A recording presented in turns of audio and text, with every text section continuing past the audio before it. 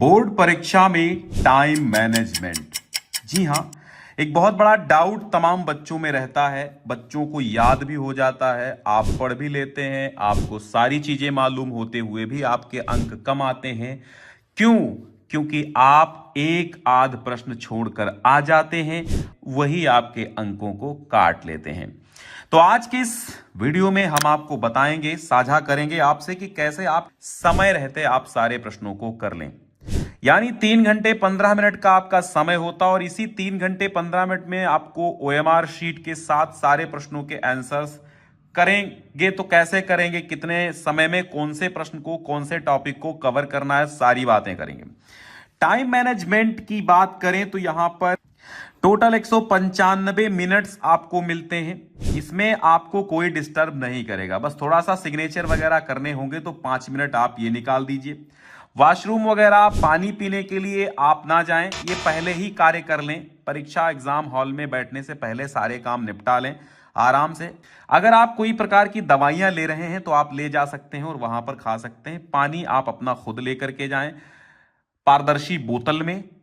तो मैं ये मान के चलता हूं आपके पास टोटल ये 15 मिनट पेपर पढ़ने के लिए होते हैं। उसमें आप चाहे पेपर पढ़ें और चाहे आप पेपर हल करें, इसमें कोई रोकेगा नहीं आपको। मैं यहां पर आपसे ले लेता हूं 185 मिनट।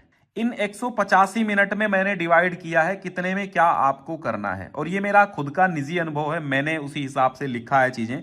प्रश्नों की संख्या अगर टोटल क्वेश्चंस देखें तो आपको मिलेंगे 20 क्वेश्चंस OMR वाले। 10 प्रश्न आपके कॉपी पर लिखना होगा। ये 10 प्रश्न होंगे, जिसमें 10 प्रश्नों के अंतर्गत बहुत सारे प्रश्न होंगे। तो टोटल प्रश्नों की संख्या आपकी 30 होगी। टोटल मार्क्स आपके 70 आपको मिलने वाले हैं। अब हम शुरुआत में बात करते हैं OMR शीट की।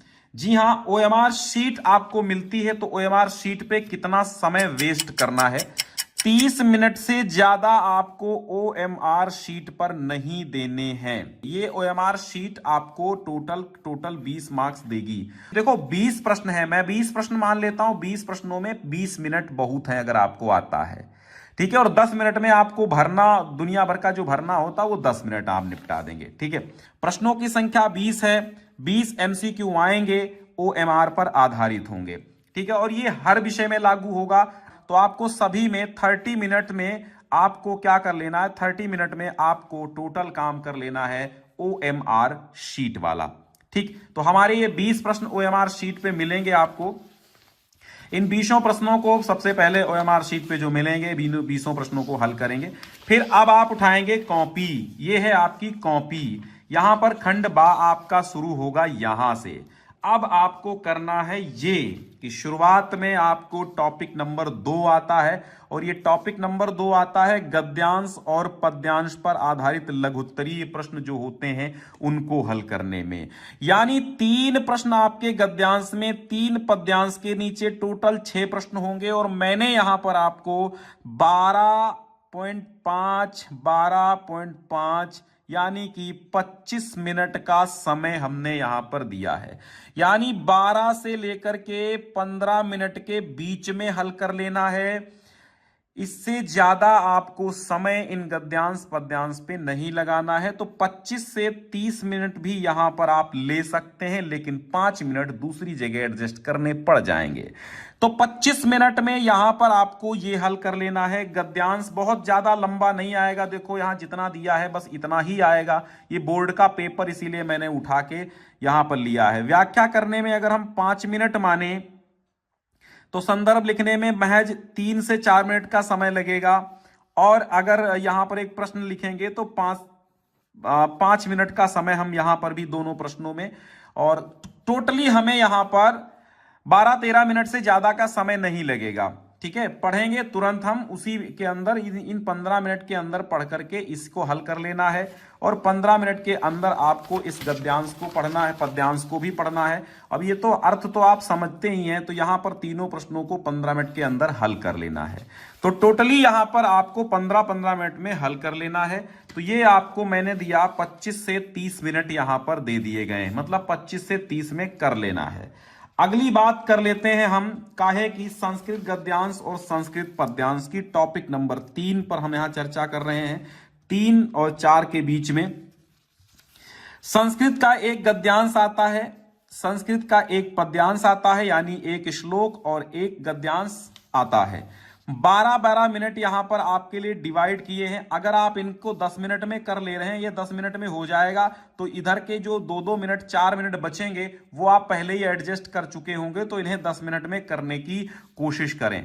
ठीक है, क्योंकि मैंने यहां पर आपको बताया कि आप 25 से 30 मिनट, अगर इधर 30 मिनट आप ले रहे हैं गद्यांश पद्यांश हल करने में, तो यहीं संस्कृत के गद्यांश पद्यांशों का अनुवाद करने में 10-10 मिनट ही लीजिए। नहीं तो हमने यहां पर 12-12 मिनट यहां पर दे दिए हैं श्लोक और अनुवाद का। बहुत लंबा नहीं होगा, श्लोक को हल करेंगे। देखो यहां पर इस कॉपी में कितना हल किया गया है, जितना हल किया गया है उतना ही करिए। देखो ये महज 3-4 लाइनों 5 लाइनों में आपको लिखना होगा, ये प्रश्नोत्तर संख्या डालनी होगी। जो टॉपिक्स खत्म हो जाए अगले नए पेज से शुरू करो। यहां पर संदर्भ व्याख्या भी वैसे ही है, आपके तीनों प्रश्न।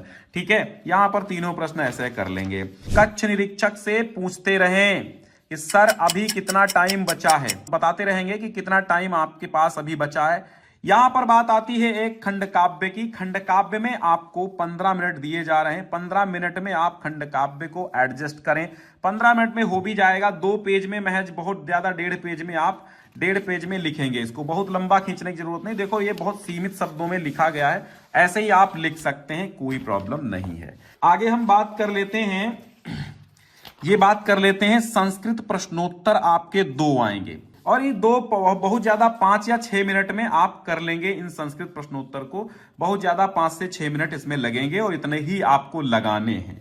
ठीक है, और इसके बाद हम बात करेंगे जीवन परिचय की। इसके बाद काहे की बात करेंगे, हम बात करेंगे जीवन परिचय की। एक श्लोक आपको लिख लेना है। श्लोक के लिए भी आपको 5 मिनट निर्धारित है। श्लोक आपको 5 मिनट में ही खत्म करना है। ठीक है, फिर हम बात कर लेते हैं आगे, वो बात होगी हमारी जीवन परिचय की, जो मोस्ट इंपॉर्टेंट मोस्टली बच्चों का सवाल रहता है कि सर जीवन परिचय में कवि का आएगा और लेखक का आएगा, 2 आएंगे। एक सवाल होगा, 2 आएंगे। यहां पर आपके लिए दोनों के लिए 25 से 30 मिनट का समय बहुत है, यानी 15-15 मिनट ही आप इनको दीजिए। ठीक है, अब चूंकि मेरा मानना तो 25 मिनट ही आप लीजिए। अब आप 30 मिनट यहां ले रहे हैं, तो कहीं ना कहीं आपको आगे एडजस्ट करना होगा। कम कर लीजिए, या पीछे कम करके यहां पर आप इकट्ठा कर लीजिए 1-1, 2-2 मिनट का टाइम, तो टाइम मैनेजमेंट हो जाएगा। और राइटिंग बहुत अच्छी बनाने की जरूरत नहीं है। ज्यादा अच्छी राइटिंग बनाने के चक्कर में भी आपका दिक्कत होगी। जब प्रश्न छूटेंगे तो अंक जरूर कटेंगे। ठीक है, तो ये देखो कितना बना है, ये राइटिंग बहुत अच्छी नहीं है। ठीक, जल्दी जल्दी लिखा गया, फ्लो चार्ट बना के फौरन 1 से 1.5 पेज में निपटा दिया जीवन परिचय को। जरूरी नहीं 3 पेजों में लिखो जीवन परिचय, 1 पेज से 1.5 पेज में आप 1.5 पेज में लिख दीजिए। बस इधर जीवन परिचय हो जाए तो इधर कृतियां कर दीजिए। फिर आता है पत्र लेखन। अब इस पत्र लेखन में कितने मिनट देने हैं, अब यहां 20 मिनट, यहां तो पत्र लेखन का काम 15 मिनट का है। ये 5 मिनट आगे आप एडजस्ट कर देंगे पीछे वाले में। ये 5 मिनट अगर आप जीवन परिचय में एडजस्ट कर रहे हैं, तो यहां पर 20 मिनट एक्स्ट्रा है यहां पर। चूंकि पत्र लेखन में कितना समय लगेगा, बहुत लंबा नहीं लिखना है, 1 ही पेज में निपटा देना है पूरा का पूरा पत्र लेखन। अब बात कर लेते हैं अंत में। अंत में आपको क्या करना है, अंत में ही आपको लिखना है निबंध। निबंध के लिए जितना समय दे दो उतना ही कम है। निबंध को आपको 3 से लेकर के 4 पेज के बीच में लिखिए, और अगर आपके पास ज्यादा समय है तो 4.5 पेज भी कर दीजिए। निबंध आता है सबसे लास्ट में, यहां पर देखेंगे तो निबंध आपको मिलेगा। इससे पहले 9 नंबर पे निबंध मिलेगा, लेकिन पत्र लेखन आप पहले करिए, निबंध आप बाद में करिए, क्योंकि निबंध में आपको समय ज्यादा लगता है, सोचना ज्यादा पड़ता है, इसलिए निबंध की टेंशन आपको बाद में लेनी है। ये लिस्ट हमने पहले से बना रखी है। अगर आपकी बात कर लें, अगर बात करें हम कि एमसीक्यूज, यहां पर एमसीक्यूज की बात करें, 20 एमसीक्यू को आप हल करेंगे। 20 एमसीक्यू होंगे प्रश्नों की संख्या। इसके लिए आपको 30 मिनट निर्धारित किए गए हैं। 30 मिनट के अंदर ही आप कर लीजिए, OMR का काम तमाम कर दीजिए शुरुआत में। फिर गद्यांश और पद्यांश लघुत्तरीय प्रश्न जो आते हैं, छोटे छोटे प्रश्न, 3-3, 6 प्रश्न आएंगे। इन्हें 25 से आप 30 मिनट में फिनिश कर दें, बहुत ज्यादा अच्छा रहेगा। जीवन परिचय को लिखने में आपको 25 से 30 मिनट लगाने हैं यहां पर जीवन परिचय को लिखने में। फिर आपको एक श्लोक लिखना होगा। श्लोक लिखने में बहुत समय नहीं, 5 मिनट बहुत होते हैं। खंडकाव्य का उत्तर देने में 15 मिनट बहुत होते हैं। 15 मिनट में आप खंडकाव्य के उत्तर को दे देंगे। 1 से 1.5 पेज में ही होता है। फिर संस्कृत गद्यांश और पद्यांश का अनुवाद होगा। संस्कृत पद्यांश का अनुवाद, संस्कृत गद्यांश का अनुवाद एक एक होगा। यहां 10 से 12 मिनट, 10 से 12 मिनट आप लगाइए, इससे ज्यादा मत लगाइएगा। फिर 2 संस्कृत प्रश्नोत्तर आएंगे, 6 मिनट का टाइम यहां पर आप लगाइएगा, इससे ज्यादा मत लगाना।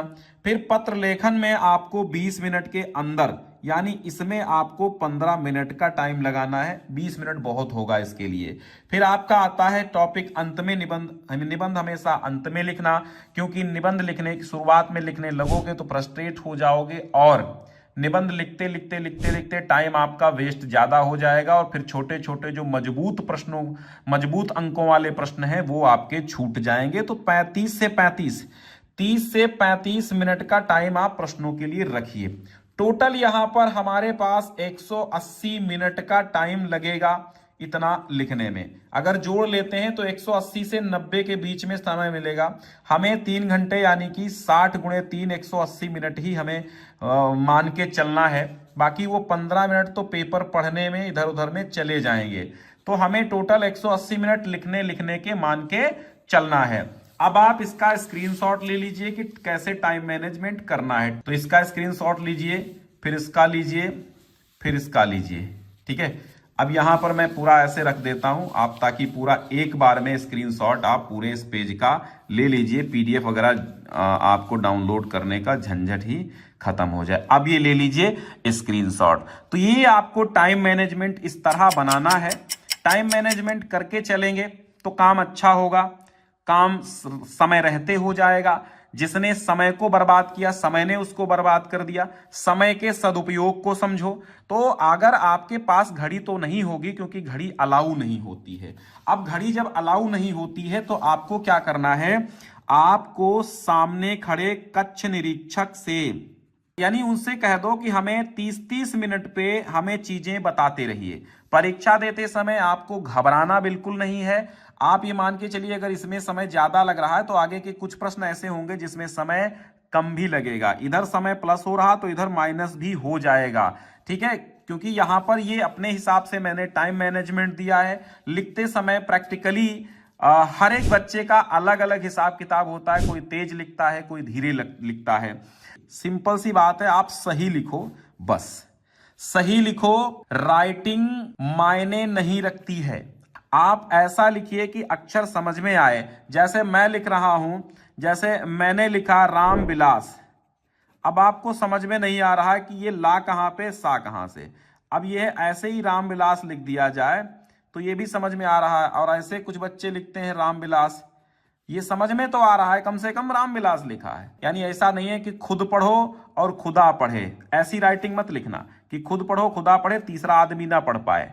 ठीक है, तो टाइम मैनेजमेंट इसी तरह करना है आपको, घबराने की कोई आवश्यकता नहीं है। हम 70 में 70 बिल्कुल लाएंगे।